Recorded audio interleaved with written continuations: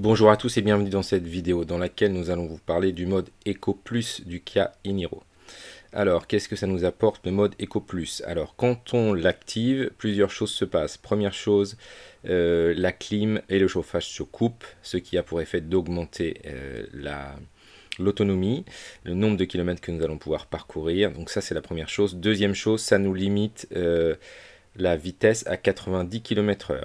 Sauf si le cruise est activé et que du coup nous étions par exemple à 110 km/h ou à 130 km/h, il va nous garder notre vitesse de 110 ou 130 km/h et une fois qu'on va redescendre dessous, il va nous limiter à 90 km/h.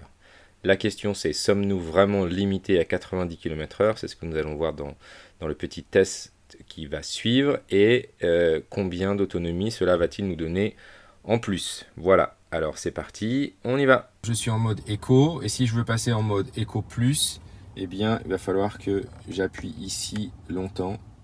Tac, et regardez ici, je suis passé en mode éco plus.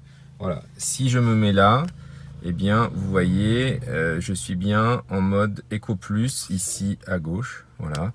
Et donc on voit qu'il y a déjà une chose qui apparaît ici, c'est la limitation à 90 km/h. D'accord? Là, en termes d'autonomie, il m'annonce 367.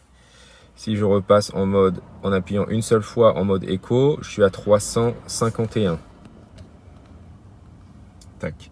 Si je passe en mode normal, 347.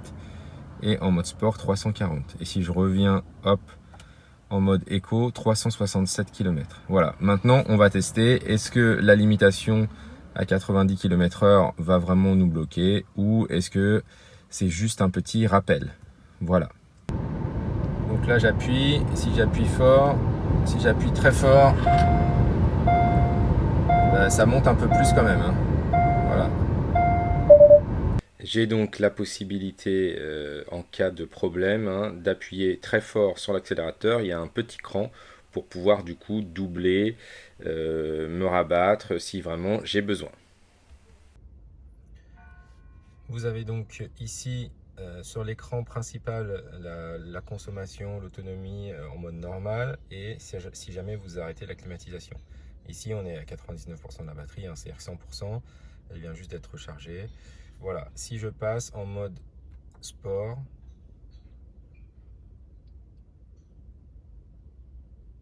eh bien je passe à 443 km, hein, c'est-à-dire pas beaucoup moins, et 466 sans climatisation.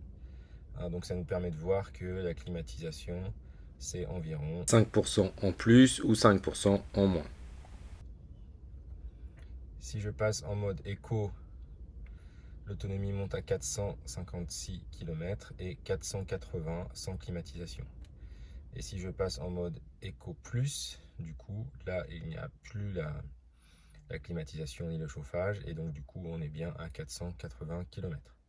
En conclusion, nous pouvons dire que le mode Eco Plus est intéressant si on a besoin d'un petit peu plus d'autonomie. Il nous permettra de gagner 5% grâce à l'arrêt de la climatisation et quelques kilomètres si on bride notre vitesse à 90 km/h. Mais en aucun cas, cela va nous bloquer. On peut toujours déverrouiller en accélérant fort. Merci à tous d'avoir regardé cette vidéo. N'hésitez pas à mettre un petit pouce bleu, à vous abonner, activer la cloche pour suivre l'actualité de Test Matos. À bientôt.